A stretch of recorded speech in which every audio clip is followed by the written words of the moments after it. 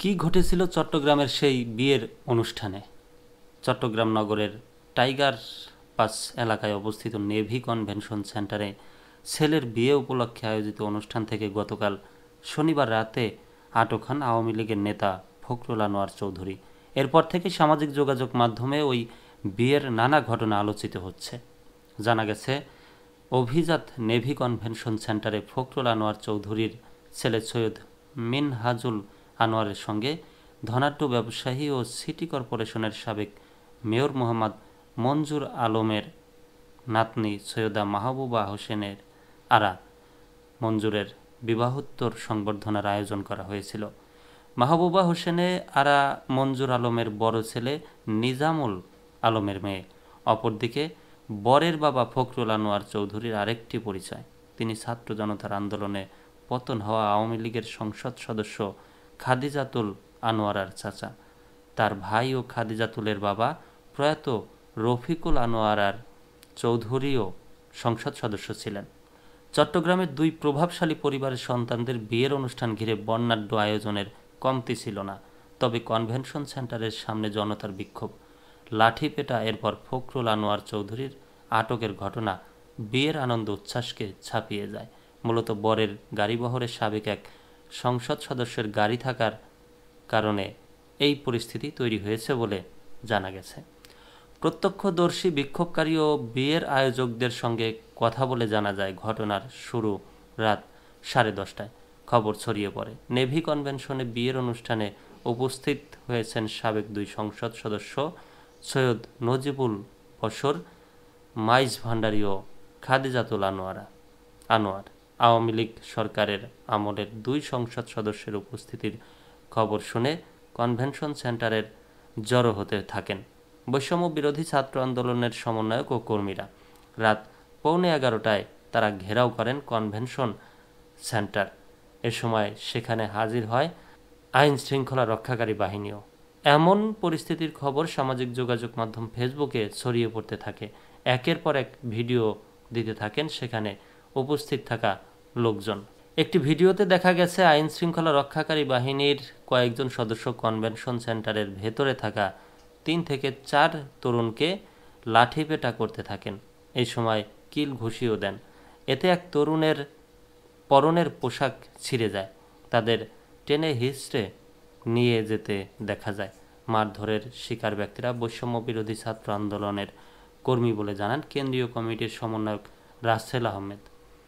আরেকটি ভিডিওতে দেখা যায় কনভেনশন সেন্টার এলাকায় বৈষম্য বিরোধী ছাত্র আন্দোলনের কর্মীরা জড়ো হয়ে আবু সাইদ মুগ্ধ, শেষ হয়নি যুদ্ধ, আমার ভাই কবরে, খুনি কেন বাহিরে স্লোগান দিতে থাকেন।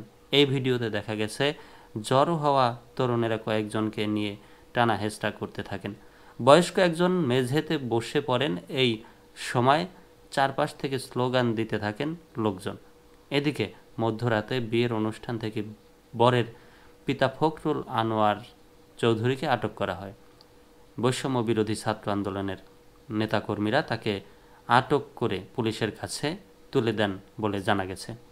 পরে পুলিশ তাকে থানায় নিয়ে যায়। প্রত্যক্ষদর্শীরা জানান, এমন উত্তেজনাকর পরিস্থিতির মধ্যে গতকাল দিবাগত রাত 12:30টার দিকে বর কনে গাড়ি করে কনভেনশন সেন্টার ত্যাগ করেন। এর আগে পরে দাওয়াতে আসা লোকজনও কনভেনশন সেন্টার থেকে চলে যান। তবে বৈষম্য বিরোধী ছাত্র আন্দোলনের নেতাকর্মীরা ভোররাত পর্যন্ত সেখানে অবস্থান করেন। তারা দুই সাবেক সংসদ সদস্য সৈয়দ নজিবুল বশর, মাইজ ভান্ডারী ও খাদিজাতুল আনোয়ারাকে গ্রেপ্তারের দাবি জানাতে থাকেন। তাদের দাবি ছিল এই দুই সাবেক সংসদ সদস্য সেখানে এসেছেন।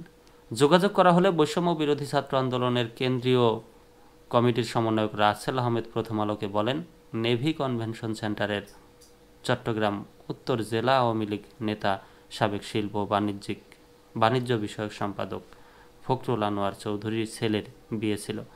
সেখানে পতিত আওয়ামী লীগের দুই সাবেক সংসদ সদস্য সৈয়দ নজিবুল বশর, মাইজ ভান্ডারী ও খাদিজাতুল আনোয়ার সানিও উপস্থিত ছিলেন বলে তাদের কাছে খবর আসে।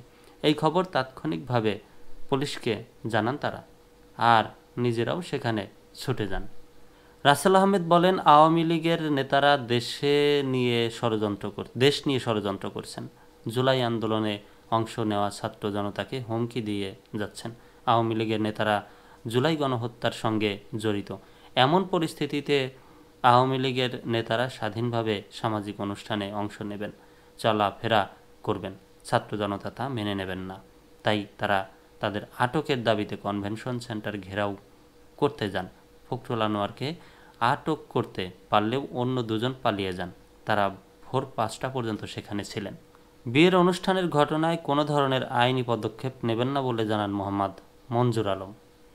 এদিকে বৈষম্য বিরোধী ছাত্র আন্দোলনের নেতারা বিয়েতে 2 সাবেক সংসদ সদস্য থাকার কথা বললেও তা অস্বীকার করেছেন চট্টগ্রাম সিটি কর্পোরেশনের সাবেক মেয়র ও কনের দাদা মোহাম্মদ মঞ্জুর আলম। তিনি প্রথম আলোকে বলেন, ফখরুল আনোয়ার চৌধুরী যে রাজনীতির সঙ্গে জড়িত তা তাদের জানা ছিল না, কিন্তু এটিকে কেন্দ্র করে বিয়েতে একটি অনাকাঙ্ক্ষিত ঘটনা ঘটেছে। ছেলেরা এসে খাদিজাতুল ও নজিবুল বশরকে খুঁজছেন, কিন্তু তারা তো বিয়ের দাওয়াতে আসেননি। বিয়ের অনুষ্ঠানে বর কনে রাত 9:30 থেকে 10টার মধ্যে আসেন। বরের গাড়িবহরে খাদিজাতুলের গাড়ি ছিল। তারা তো এক পরিবারের সদস্য।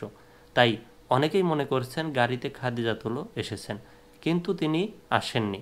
পরে এ নিয়ে ভুল বোঝাবুঝির ঘটনা ঘটে, আর দিবাগত রাত 12:30টায় বরের কাছে নাতনিকে তুলে দেন।